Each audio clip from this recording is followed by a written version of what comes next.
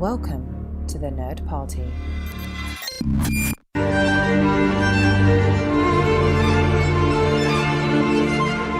Hello and welcome to the A24 Project here on the Nerd Party Network, where we look at two movies from the diverse back catalogue of film distribution company A24, 2 movies at a time and every 2 weeks. This week we're looking at Obvious Child and The Rover, and as always to help me is critic, author and co-host Dallas King. How are you, Dallas? I'm very well, how's you? Yeah, really good. I think it's a interesting kind of 2 movies today. These are first time watches for me, so I'm really curious to hear your thoughts on them and talk about them. They couldn't be more different, to be honest. I totally agree. One of them was a first time watch for me as well, and it turns out with some of these A24 projects that certainly in the UK, some of them can be slightly tough to find. You know, they're not always on our streaming services, so you've kind of got to hunt down for sort of region 1 DVDs and stuff like this, or if you're lucky to have a FOP or something, they've normally got a good selection. But if you're up in Aberdeen with only an HMV left for your DVD needs, then you've got to search slightly further afield to hunt some of these rare gems down. Yeah, I think one thing that's been quite good is I've sort of used Amazon Prime to fill in the odd black spots here, and they always seem to have them always on offer for sort of the HD standard release or a standard one that you can watch. So I've been kind of relying sort of on Amazon Prime, but I suppose that kind of takes us into kind of one of the bits of the news today is that one thing that's really exciting and I'm incredibly jealous of Americans for is that they have this through their public libraries. They can watch every single A24 movie to date, excluding Hereditary in 8th grade and mid-90s, which aren't out yet, but you can through your local library watch all 72 films that they have released to date.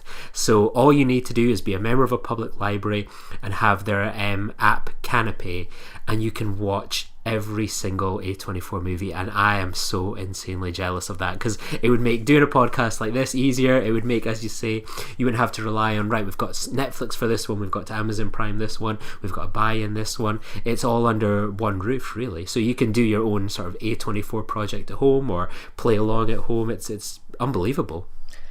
It really is, and it's like, you know, they said in Ghostbusters, don't cross the streams, but yet for us at the moment, we need basically every single streaming service going to get it. So to have something like that would be amazing. And the fact that it's free, completely free at the point of service by joining your local library. I mean, I work for the library service up in Aberdeen at the moment.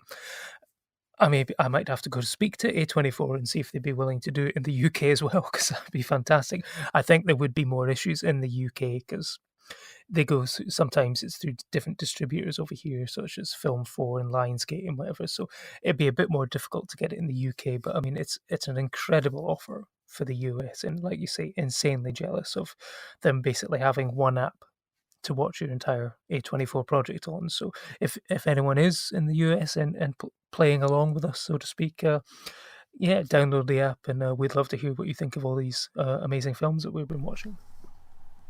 I know they had a wee Black Friday advert just pointing out that the best Black Friday deals are public libraries where every single thing within them are free.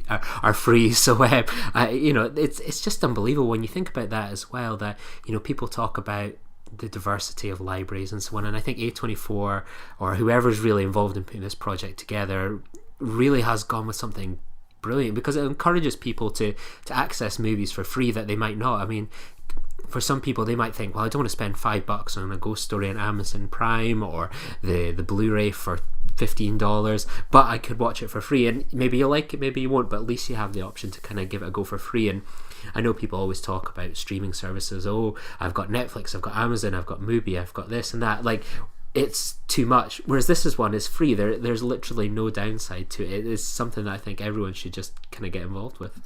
The only downside is that once you start, you won't be able to stop, because, I mean, as we've seen, they're releasing, you know, film after film at the moment. You know, we've when we started the project, I think it was going to be about 36 episodes, but it's continuing to grow and grow.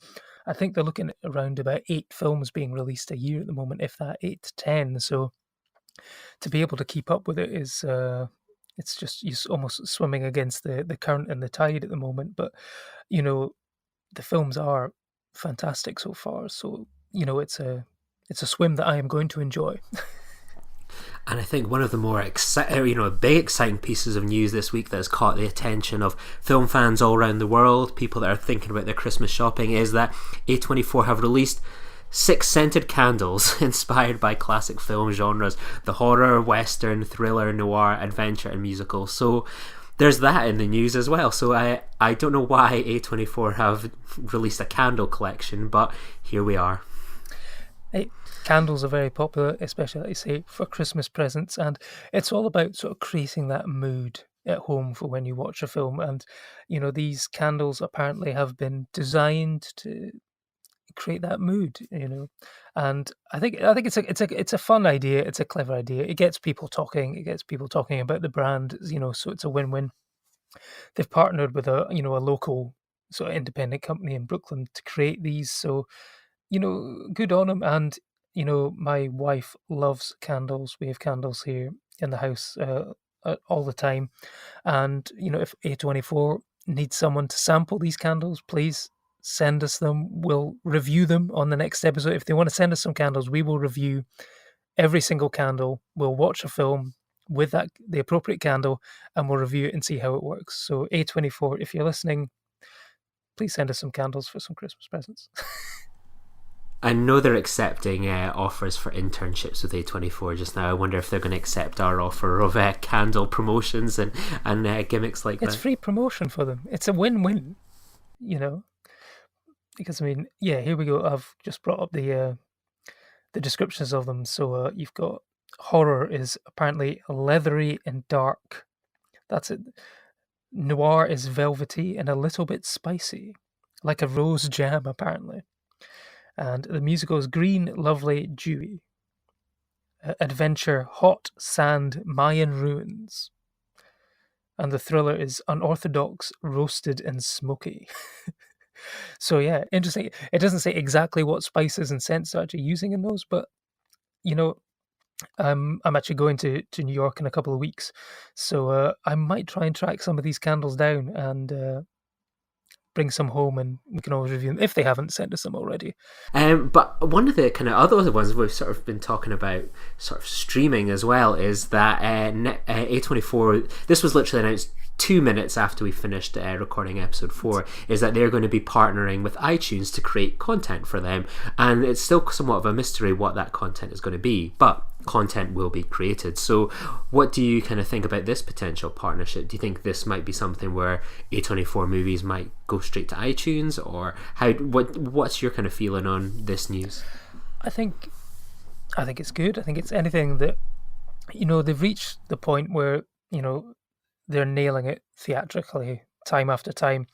I mean, I'm sure the next news item we're going to talk about is going to be the current sort of Oscar campaign that's going really well for them at the moment.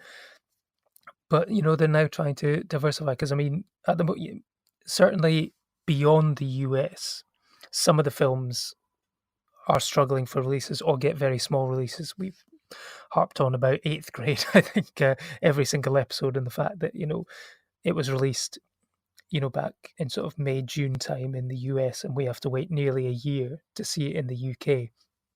So if there's that potential to, using a Netflix model of getting as wide an audience as possible, same day releases and stuff through iTunes and through Apple, I'd be interested to see where they go. And, at the moment, A24 are purely film, but will it transfer into sort of long form TV sort of series? Who knows? But it's an interesting partnership, and I'm excited to see what comes out of it. I've never really watched any of I know A24 have released the odd couple of series that they're sort of doing a show for HBO with the Pod Save America gang, the old sort of Obama alumni, which I've not watched. I do listen to the podcast though, and they had I do need to check it out. It's like they had a TV show with Channing Tatum where he was a cop in Romania and was meant to be quite surreal and quite funny, so I need to kind of check that as well. But yeah, it will be certainly interesting to see kind of where they go with this. I think, as you say, there's a lot of A24 movies that probably when we're doing these episodes people instantly recognise, the Ladybirds, the Moonlights, the Under the Skins. But then there's perhaps movies like this, like the one we're going to discuss today, Obvious Child, where people may not have seen it or heard of it. Maybe that might find a natural home in a place like iTunes. It's going to be interesting to see how it kind of unfolds.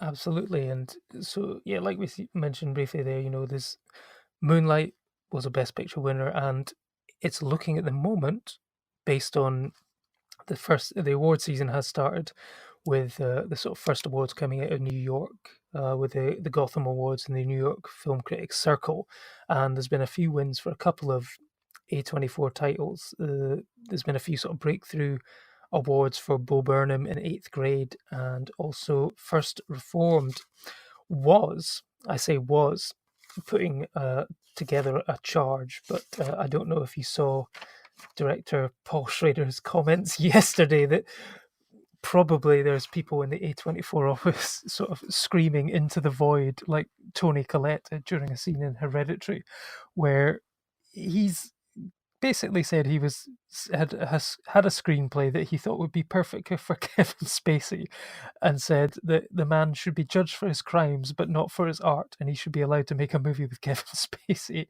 And it was just like, oh, it was going so well. And I really hope that, I mean, this might potentially derail sort of best screenplay and stuff like this, but I really hope it doesn't derail Ethan Hawke's chances, because he won at the Gothams and the New York Films. He's going to be, I think, one of the names talked about as it gets towards the Oscar, and hopefully nominated.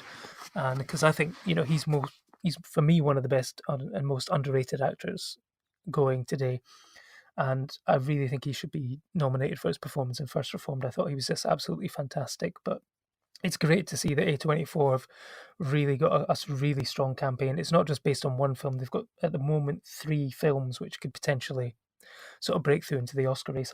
Toni Collette horror is always a difficult category. It never really gets the recognition it deserves, but I think she's a well-respected actress, and this could potentially break through into one of the dark horses for the Oscar race. What do you think? Yeah, I've got my fingers crossed for her. I think she put in a really great performance, but I think I saw a great tweet the other day where it was like, this is the time of year where people like me and you, Dallas, that see lots of films, try and guess the voting intentions of people that see a few films that will then become the films that people's mum and dads will watch just for the year. The 2 movies that people's mum and dads will watch for the year. So I've given up ever trying to predict the way the Oscars are going to ever go, and I think you see things like this with the Gotham Awards, and then there's the Independent Spirit Awards. These often seem kind of more in line with what I think is quality than sometimes the Oscars, but it remains to be seen. I think I can't even comment on Eighth Grade. It's still about 4 months away from getting a release here at best, so we'll have to wait and see on that front, but I have a feeling it could be a good year for them, and definitely one of the main categories, hopefully. Yeah, I think if they did well enough that people's mums and dads chose to watch First Reformed and Hereditary as their Oscar films, I would be very pleased with that, because I'd like to see their faces when they get to the end of it, because they're films that split opinions. Some people love them. I loved both of those films. Some people aren't so keen. There's moments in both that could potentially lose audiences. I mean, Tristan and the girl talked about it on Nerd Nuptial recently. When they watched First Reform, there was a moment which kind of took them out of it, and I know exactly what moment they were talking about. So, but for me, I thought both were great, and fingers crossed we do see them in January, February, around that time. Absolutely. So let's go for we're almost start. We've kind of gone into 2019 with the chat of the Oscars, but I think we'll go back to 2014. So it shows the journey we still have to go in and kind of talk about our first film of the day, and that is Obvious Child. So for those who haven't seen Obvious Child, it follows Donna, a stand-up comedian, also played by a stand-up comedian, Jenny Slate, who has a drunken one-night stand with a man called Max after breaking up with her boyfriend, and she subsequently finds out she's pregnant and decides to have an abortion. This was described in their own words on the film posters as an abortion comedy. Where did this movie kind of land for you, Dallas, and what was your first experience seeing this film? My first experience was, I think I'd probably seen the trailer for it, potentially on another A24 film on DVD. It never really struck me as something that I was going to go out of my way to watch, which is, the good thing about this project. It's challenging our perceptions and making us watch films that, we wouldn't normally go and see, and then finding these sort of hidden gems. And it looked to me very much like something that was almost in the same sort of universe as Girls, sort of Lena Dunham's Girls, that kind of sort of New York uh, women, independent women in their mid-20s, sort of finding themselves. But I'd seen the trailer a few years ago and then hadn't really thought about it.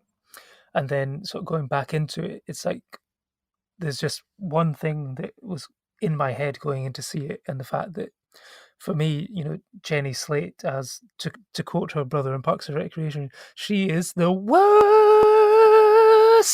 No, she's the worst. I mean, there's always that impression of Mona Lisa, Ralphio in Parks and Rec. She's just one type of character. It was good to see that she isn't just Mona Lisa. She is someone else, and there was points where I was wondering if this was a slightly autobiographical tale, because there was elements which I'll discuss later which made me slightly uncomfortable. But I thought it was a good, solid film. It wasn't anything, world changing. It wasn't great, but I liked it more in the third act. I think was where it really came together for me, and that it didn't follow the Hollywood pattern and didn't go down the way you thought it was going to go. I mean, we can discuss this later once we've got the initial thoughts out of the way and get into a bit more sort of spoiler territory. But yeah, no, but it wasn't something I was expecting to like, and wasn't expecting much from. But in the end, it did kind of surprise me actually. Yeah, there was a moment when I was kind of watching it and it clicked for me when I was watching, going, "Oh my god, that is Ralphio and Mona Lisa," and it's like I never clicked in my head that was her. I think she had just had, I think she was a turn of phrase and a little use of her voice at one point. I thought, "Oh my god, that's her." How did I never click that she was in this? And I quite enjoyed it. I was the same as you. It's not an earth-shattering movie, but it's one that you kind of watch. It's got a good runtime, and you go, well, I really enjoyed that. That's a nice story. And what I quite liked about it was it almost is drama-free to an extent. That it's about a woman that finds herself in a situation. She makes a decision. No one really tries to stop her decision. And it happens. Like, I really like that. Like, it wasn't going to be sort of creating tension between her and Max. Like, she literally makes her mind up and it happens. And I think kind of my big takeaway from watching it, was how lucky we are to be in the UK to have access to free healthcare, female support in that respect. When there's a moment when she's like, "Oh, it's going to cost you about £500 for an abortion," and you're like, "Wow, it's just like the idea that you've got to pay for something like that is just completely alien to people like me and you that can access the NHS." And I just found that quite sad, and it makes you kind of highlight that America, for the place it is, all this wealth, has a long way to go for improving its healthcare. I just think there's a lot of things to be a bit sad about there. Yeah, no, there is, and I mean that's what I was sort of alluding to earlier, was the fact that yes, she does actually go through with it in the end, because if you follow the Hollywood pattern and the sort of rom-com rule book, it would be that, she ends up falling in love with the guy, and then, she decides, I'm not going to go through it. We're going to make this work. We're going to have this baby together. And it's like, it goes in the completely opposite way. He's still a nice guy. He supports her through the process. There's potential that the two of them, will continue the relationship down the line. But, it was great. And also, it didn't go down the sort of, not the moral high ground, but the sort of right wing, pro-life sort of thing. It didn't really get into that sort of side. There was a bit of that in Juno from 2007, where she's thinking about having an abortion and there's protests outside the abortion clinic and stuff like that. But yeah, it's like the thing about the healthcare and stuff like that. That if you do have something that you want to do, and it's like the NHS will support you, whereas in the US, you've got to find the money, you've got to pay for it yourself. There's lots of the barriers to access to this, and also the stigma obviously around it as well is huge. So I think it was nice to see a refreshing sort of real world. This is just something that happens. This is something that we have to deal with, and we're going to get on with it and do it. And that side of it was refreshing. The stand-up comic side was, we've seen that in so sort of many movies, and that was the bit that I was less interested in. I think it was more the sort of how it's affecting her as a person sort of side was was where the strength of the screenplay was, I think. Yeah, there always seems to be a trend of stand-up comedians going on and portraying stand-up comedians in different situations, and this certainly kind of fits in with a genre in itself, really. Yeah, I know. There's always a thing where they talk about their lives, and then for me, I didn't really find her that funny as a stand-up comedian until like the final act when we've all seen that it has that stereotypical sort of meltdown moment in the middle of an act where it all just goes horribly wrong, and we've seen that time and time again. But the sort of third act one where she gets really real and starts talking about the abortion and stuff like that, it's like, whoa, that's like actually really powerful. And that's what comedy does. Like the best sort of comedy is ones that challenge people's ideals of the world and life and stuff like that. A lot of people hate you know Ricky Gervais and stuff like that, but they say, oh, it's too shocking, they're just doing that for shock's sake. But what it does is it allows you to confront your fears and prejudices and stuff like that and question why you have them in the first place. And that's what I thought it did quite well, on the theme of abortion and stuff at the end. Yeah, and I think it's good to have a movie like this that has been released. It has been, you can access it now through libraries. I think a lot of people will be able to relate to this. It seems that when you get movies sort of about abortions, for example, they are very rare and few and far between, and they're mostly sort of the Juno movies. Something like this plays perhaps to the older crowd. It's sometimes I think we can forget in movies that older people in their 30s and beyond have sexual lives and sexual issues, and I think this movie kind of ties nicely into that. I can imagine a world where they do obvious child and it is a literal child, someone younger. So I thought that was really well played to have a sort of a bit of an older character take this on. Yeah, and also like the support and stuff that she gets from the parents and stuff like that as well.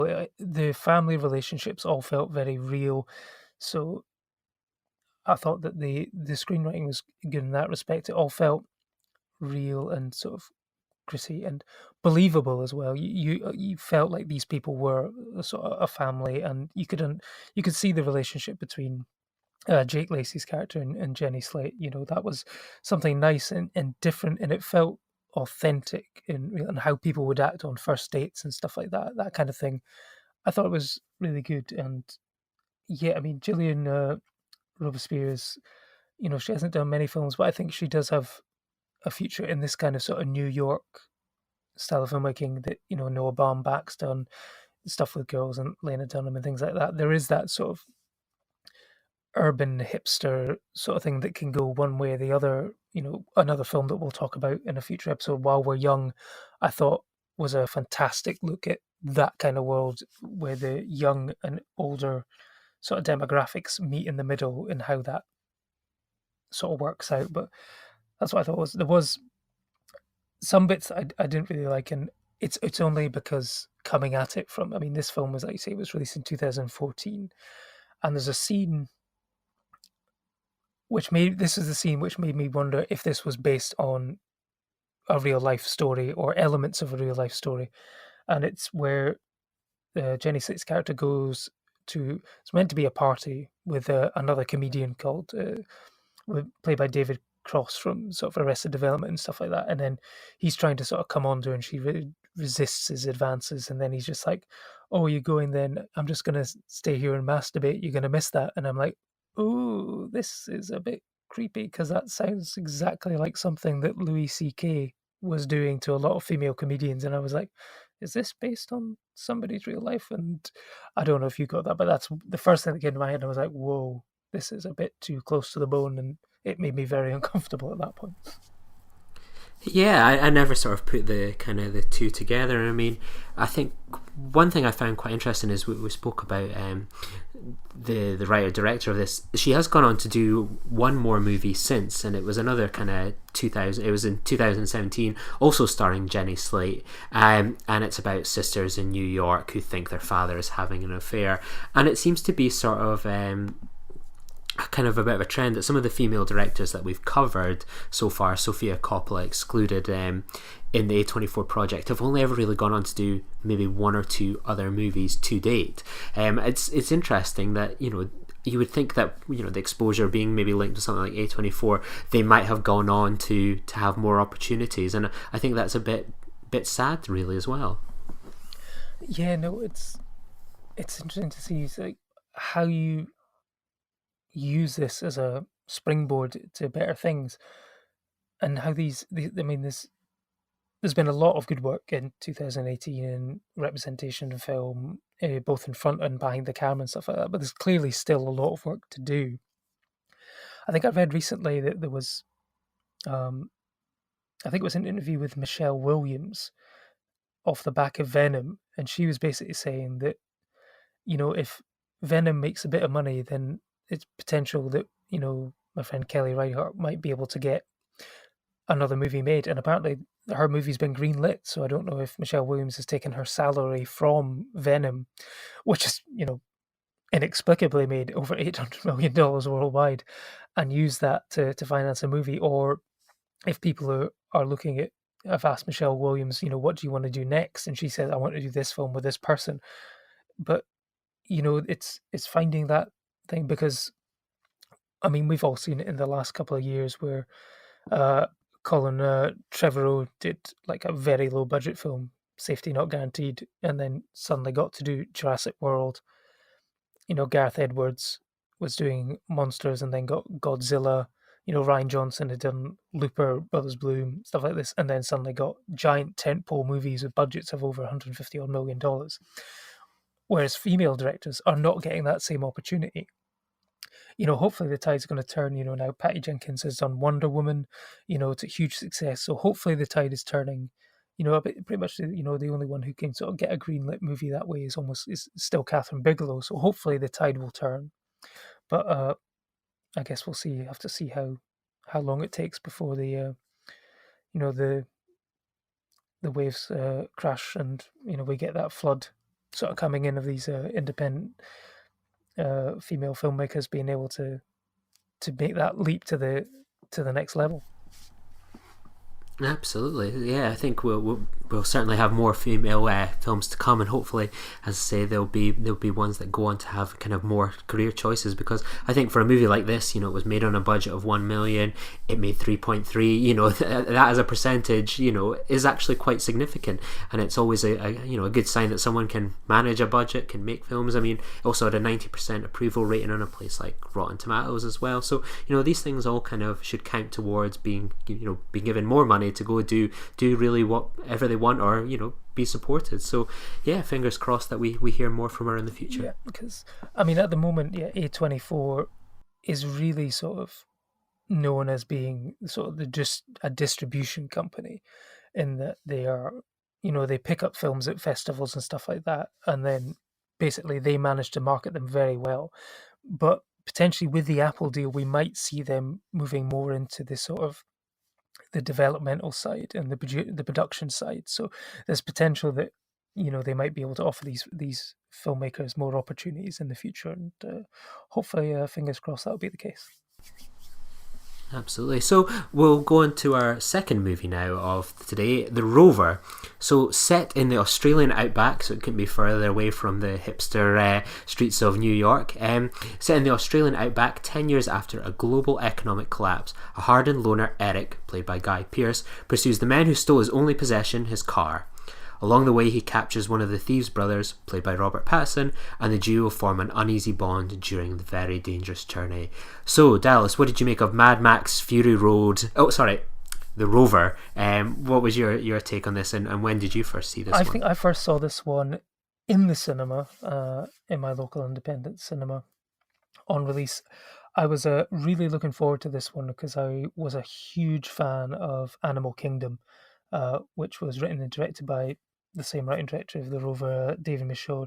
It's the film that introduced myself, certainly, and potentially the whole of the UK to the wonder that is Ben Mendelsohn, who just sort of drew me in completely to that story. He was the breakout actor of that film.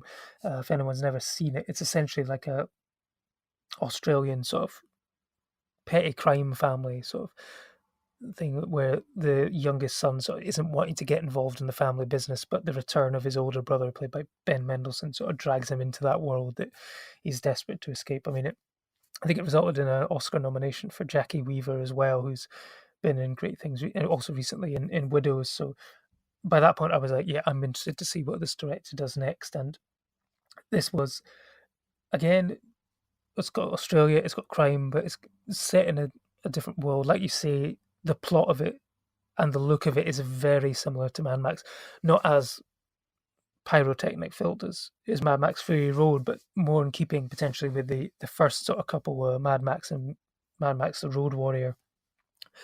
And this is a benefit of Australia as a country in that, you've got all these cities on the sort of coast and stuff like that, but there's so much space in the outback that you can just drive a few hours out of town and suddenly you're in a space that you can make it look like this desolate sort of dystopian world where the world has gone to shit.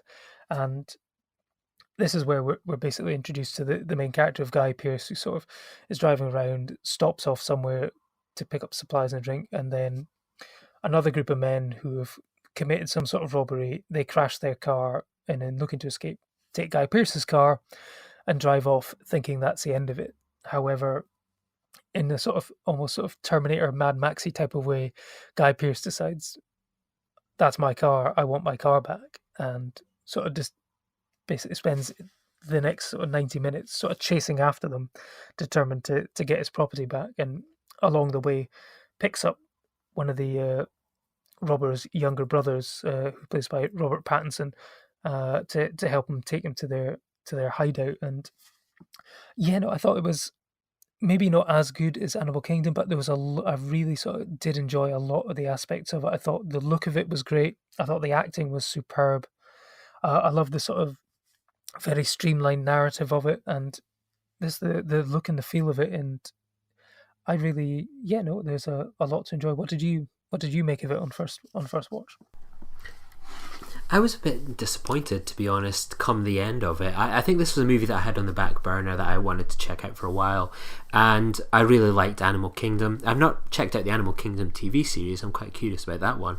But with this, I was kind of like, I like Robert Pattinson. I think Guy Pearce, when he's given good quality work, is just, second to none. And I thought, see, the first 20 minutes of this movie, I thought was really just quite intense. I was gripped into it. I was like, oh, where's this kind of go? But then I just felt it kind of started to, potter out a little bit. I didn't think it became that kind of gripping, and I liked it. It was sort of a apocalyptic postmodern western, but I just felt it dragged on just a bit too much, and it just didn't kind of grip me by the end. I thought Guy Pearce was really good. Robert Pattinson, his first appearance in this series was good.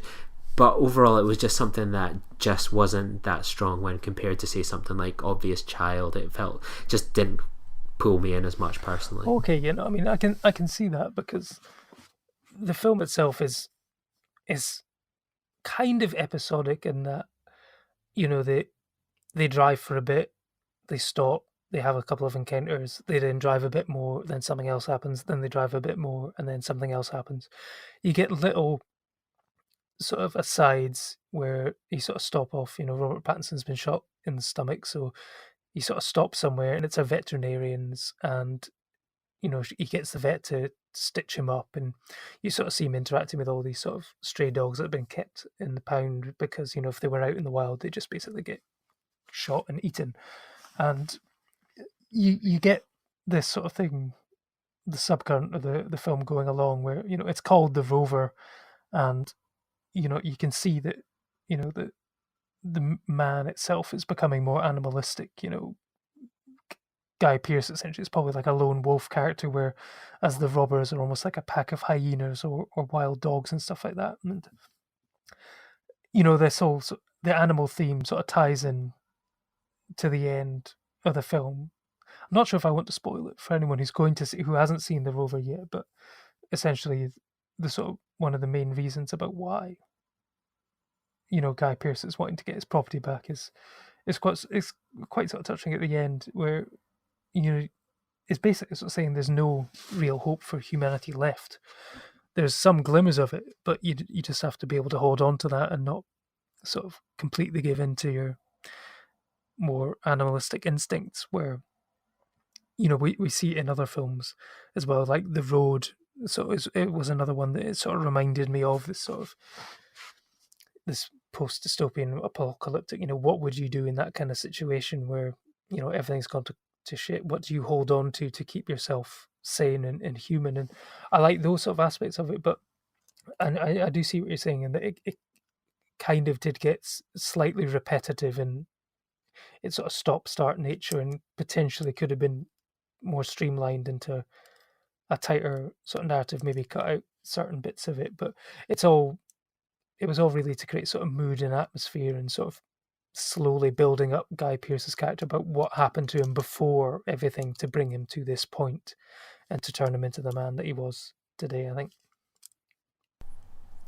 And I think it's one of these ones. I think it's probably with me as a viewer, maybe for some other people, it's almost hard not to draw parallels with sort of the Mad Max movies, and some of them are some of the greatest of all time, and you're sitting there watching this going, well, it's kind of good, it's very much in that genre, but there's something that does a lot of these things a little bit better, the kind of lone wolf style thing, and the going on the outback, and I think it does it well, but it's just like, oh, I could just watch that film instead, which just does it that little bit better. And that's more sort of probably on me than the movie.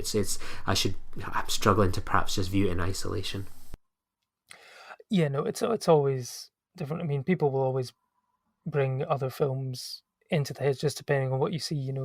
You're made up of what you've already watched, and some people will watch it having never seen a Mad Max film or whatever, and will take one view on it. People who have seen every Mad Max film will see it and go, oh well, that's kind of like that bit, and that bit's kind of like that bit.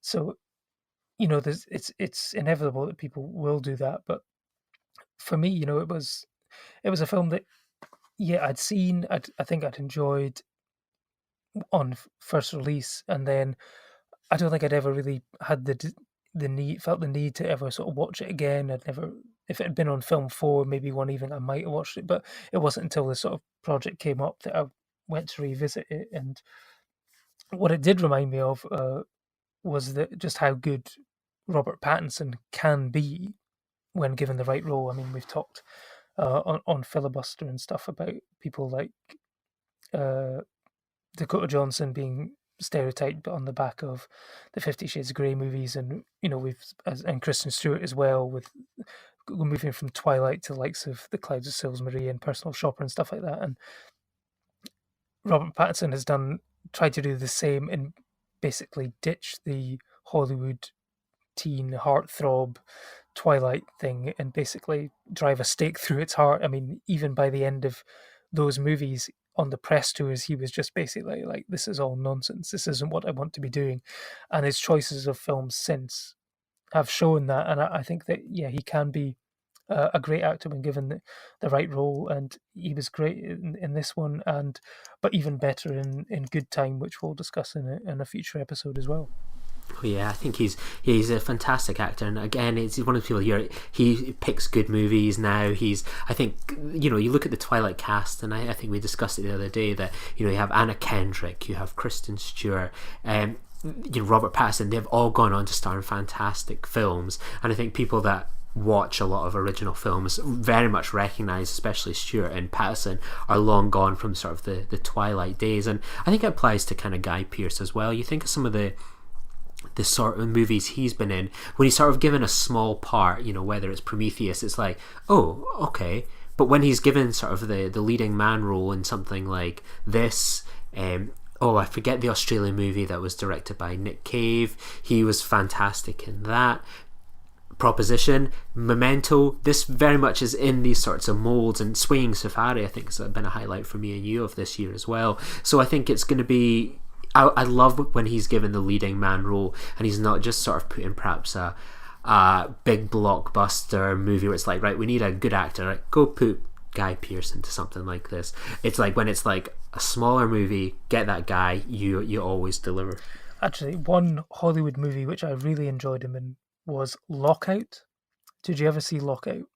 No, I didn't. That's like the action movie, is it? Yeah, it's like, essentially it's like Escape from New York, but set in space, in that a criminal is sent in a spaceship to rescue the president's daughter who's been kidnapped on a space station. And it's like you're watching this going, this is Escape from New York, and he is essentially playing Snake Plissken, but he's got that sort of, I know what this film is and I don't give a shit attitude, and he's actually really good in it. It's like one of those films which should have done a lot better. It's like, if you saw it on like a Friday or Saturday night or something, it's a great sort of popcorn movie. It's a lot of fun. It's kind of, I mean, the supporting cast has got people like, Peter Stormare and Lenny James and stuff. So you know what you're getting when you're going into it. But his performance is actually really good.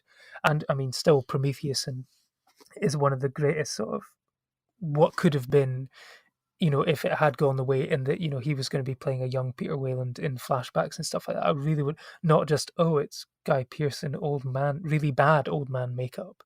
It was just like, what could have been? But yeah, when he's got the right role, like you say, Swinging Safari, he was fantastic in as well. And, he's someone that deserves a bigger career, I think. He's someone that should be a bigger star, but unfortunately just isn't at the moment. But there's still time, because I mean, LA Confidential, we haven't mentioned LA Confidential yet. Brilliant in LA Confidential as well.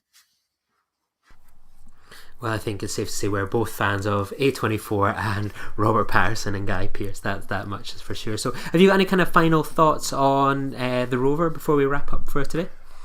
I mean, I think we've kind of covered everything I sort of liked about it, and but every time you say The Rover, I'm just trying to stop myself singing the Wild Rover song. So I guess I'll just say never, no more about it. So in 2 weeks' time we'll be talking about Life After Beth and The Captive, so Aubrey Plaza and Ryan Reynolds features for us next in 2 weeks' time. But until then, where can people kind of find you online and hear other things that you're up to? They can get me on Twitter at champcelluloid, and they can read my blog on at championshipcelluloid.blogspot.com. And where will people be able to find you? Yeah, you can find me on Twitter at Lee_Nostromo, and you can find both of us every Wednesday on the Filibuster podcast talking about independent movies, big movies. We interview people, film festival coverage, we do the whole lot, so you can find us there. But there's still a couple weeks left of our competition. We've had really nice reviews in so far, and hopefully we can squeeze in a few more. And if you leave a review for us in the UK iTunes store, a written review that is, you can get put into a prize draw to win an A24 DVD or Blu-ray of your choice and a Girls on Top t-shirt. So a nice bit of swag to get for your Christmas holidays. So make sure to leave us a review, and to all the people that have left a review so far, thank you so much. It's been really kind, some of the comments as well, and I definitely hold the Film Hipsters one as a badge of honour. So join us in 2 weeks' time, so where we'll be looking at zombies and kidnappings. Thanks very much for listening. Bye.